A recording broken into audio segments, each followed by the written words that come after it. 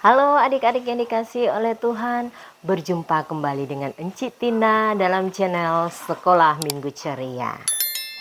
Apa kabar hari ini? Dahsyat, luar biasa, yes, yes, yes.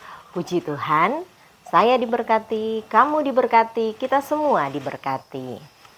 Adik-adik yang dikasihi oleh Tuhan, kali ini Enci Tina akan bercerita dari Bina Anak Pelajaran 9 dengan judul Air Menjadi Darah. Sebelum kita mendengarkan cerita firman Tuhan, mari kita berdoa. Kami mengucap syukur ya Tuhan, karena begitu besar, begitu dahsyat dan luar biasa kasih sayang Tuhan bagi kehidupan kami. Terima kasih untuk waktu dan kesempatan yang Tuhan masih beri buat kami untuk kami mendengarkan cerita firman Tuhan. Tuhan tolong urapi kami dengan kuasa Roh Kudus-Mu agar kami mampu untuk mengerti dan memahami kebenaran cerita firman Tuhan yang akan disampaikan saat ini. Urapi hamba-Mu yang akan menyampaikan, biarlah apa yang keluar dari mulut bibir hamba semuanya berasal dari Tuhan. Ini doa kami, di dalam nama Tuhan Yesus kami berdoa. Amin. Adik-adik yang dikasihi oleh Tuhan, silahkan buka Alkitabnya di rumah. Cerita firman Tuhan kali ini terdapat dalam kitab Keluaran pasal 7 ayat 14 sampai 25. Kitab Keluaran pasal 7 ayat 14 sampai 25. Berfirmanlah Tuhan kepada Musa, Firaun berkeras hati, ia menolak membiarkan bangsa itu pergi. Pergilah kepada Firaun pada waktu pagi, pada waktu biasanya ia keluar ke sungai. Nantikanlah dia di tepi sungai Nil dengan memegang di tanganmu tongkat yang tadinya berubah menjadi ular. Dan katakanlah kepadanya, Tuhan, Allah orang Ibrani telah mengutus aku kepadamu untuk mengatakan biarkanlah umatku pergi, supaya mereka beribadah kepadaku di padang gurun.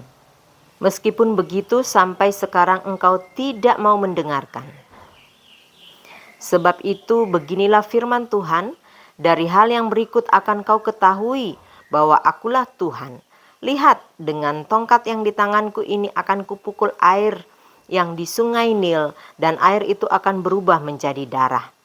Dan ikan yang dalam sungai Nil akan mati sehingga sungai Nil akan berbau busuk. Maka orang Mesir akan segan meminum air dari sungai Nil ini. Tuhan berfirman kepada Musa, katakanlah kepada Harun, ambillah tongkatmu, ulurkanlah tanganmu ke atas segala air orang Mesir, ke atas sungai, selokan, kolam, dan ke atas segala kumpulan air yang ada pada mereka, supaya semuanya menjadi darah. Dan akan ada darah di seluruh tanah Mesir, bahkan dalam wadah kayu dan wadah batu. Demikianlah Musa dan Harun berbuat seperti yang difirmankan Tuhan.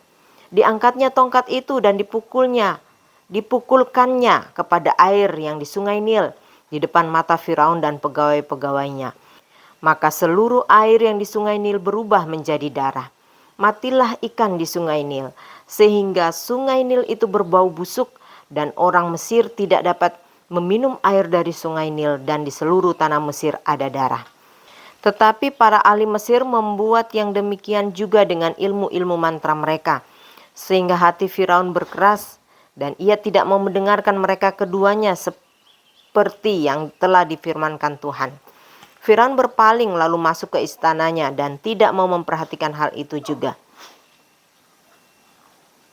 Tetapi semua orang Mesir menggali-gali di sekitar sungai Nil mencari air untuk diminum, sebab mereka tidak dapat meminum air sungai Nil. Demikianlah genap 7 hari berlalu setelah Tuhan menulahi sungai Nil. Adik-adik yang dikasihi oleh Tuhan, pada suatu kali ketika bangsa Israel berada di Mesir dan menjadi budak bagi Raja Firaun dan orang-orang di Mesir, kemudian Tuhan Allah mempunyai rencana untuk membebaskan umatnya, yaitu bangsa Israel. Ia memanggil Musa dan Harun untuk pergi menghadap Raja Firaun dan meminta Raja Firaun bisa membebaskan bangsa Israel. Nah, adik-adik yang dikasihi oleh Tuhan, ketika Musa dan Harun menerima perintah dari Tuhan untuk pergi menghadap Raja Firaun, mereka melakukan apa yang diperintahkan oleh Tuhan. Tuhan menyuruh mereka untuk menemui Raja Firaun pagi-pagi ketika Firaun biasanya pergi ke pinggir Sungai Nil, ya, yang ada di Mesir. Nah, pada waktu itu mereka berdua datang dan menemui Raja Firaun. Musa dan Harun berkata kepada Raja Firaun bahwa Tuhan Allah, Tuhannya bangsa Israel, memerintahkan Raja Firaun untuk membebaskan bangsa Israel, agar bangsa Israel bisa keluar dari tanah Mesir. Namun Firaun tidak mau mendengarkan apa yang dikatakan Musa dan Harun. Lalu seperti yang diperintahkan oleh Tuhan Allah, agar Musa mengangkat tongkatnya ke atas Sungai Nil. Lalu ia mengangkat tongkatnya dan air Sungai Nil pada saat itu berubah menjadi darah. Nah, adik-adik yang dikasihi oleh Tuhan, tentu ketika kita melihat darah, tentu ada yang merasa takut, bukan ya? Kita semua paling merasa takut atau merasa jijik. Nah, demikianlah air Sungai Nil yang begitu banyak berubah menjadi darah. Sehingga bangsa Mesir pada waktu itu yang mengandalkan air Sungai Nil untuk diminum, untuk digunakan sebagai air mandi, untuk digunakan sebagai air mencuci, akhirnya mereka tidak bisa menggunakan air Sungai Nil itu lagi karena semua sudah berubah menjadi darah. Kemudian Firaun juga memanggil ahli-ahli yang ada di Mesir, ya. Mereka ternyata juga bisa mengubah air menjadi darah. Sehingga ketika Firaun melihat bahwa orang-orangnya juga bisa merubah air menjadi darah, ini yang membuat Firaun menjadi semakin keras hati dan semakin menganggap bahwa Musa dan Harun hanyalah seorang ahli nujum biasa yang tidak punya kuasa apa-apa. Karena orang-orangnya di Mesir juga bisa berbuat hal yang sama. Hal ini membuat Raja Firaun tidak peduli dengan apa yang dikatakan oleh Musa dan Harun.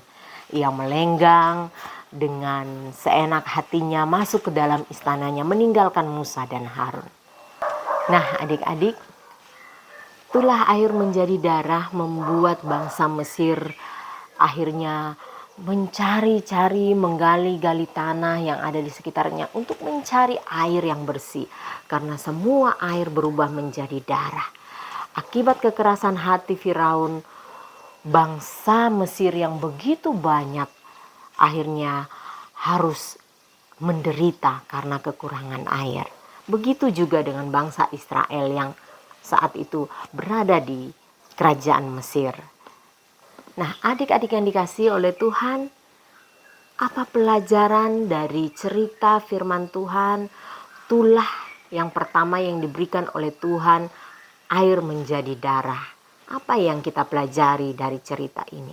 Yang pertama, kita belajar bagaimana Tuhan memiliki kuasa yang sangat luar biasa, yang tidak bisa ditandingi oleh kuasa lain. Ia dapat merubah apa saja, ia dapat membuat apa saja, ia dapat menjadikan segala sesuatu menjadi berubah. Ia sanggup melakukan apa saja. Nah, Tuhan sanggup melakukan apa saja untuk menolong kehidupan kita. Tetapi ada satu yang dapat menghalangi kasih Tuhan terhadap kehidupan kita, yaitu dosa. Ketika Firaun berkeras hati, tidak mau menaati perintah Allah, Tuhan menjatuhkan tulah air menjadi darah, sehingga bangsanya, rakyatnya menderita karena kekurangan air bersih, kehabisan air bersih untuk digunakan sebagai sumber kehidupan.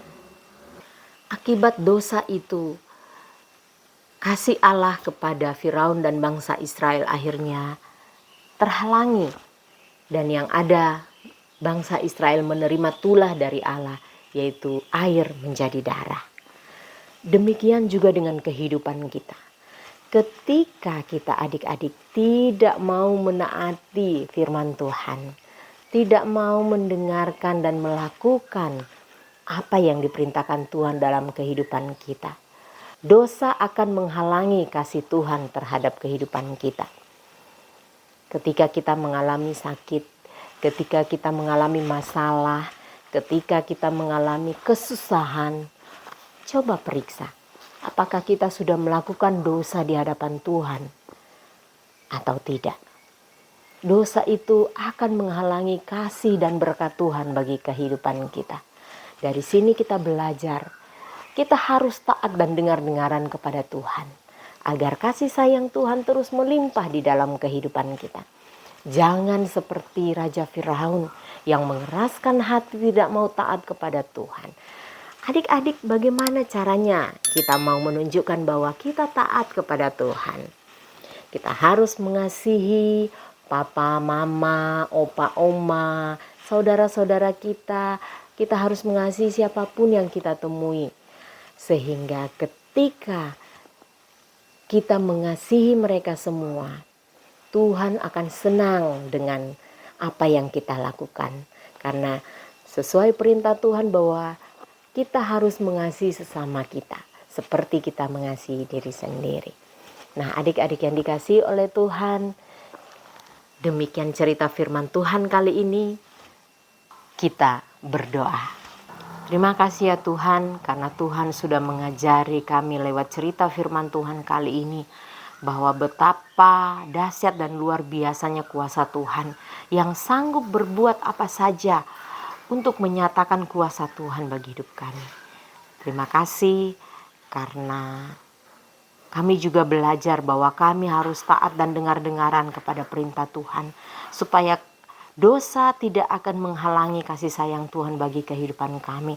Seperti dosa yang sudah dilakukan oleh Firaun, karena ia mengeraskan hati tidak mau mendengarkan perintah Tuhan, sehingga ia dan bangsanya mengalami kesusahan air selama 7 hari, karena air berubah menjadi darah, tulah yang diberikan Allah kepada mereka, akibat mereka tidak mau mendengarkan perintah Tuhan.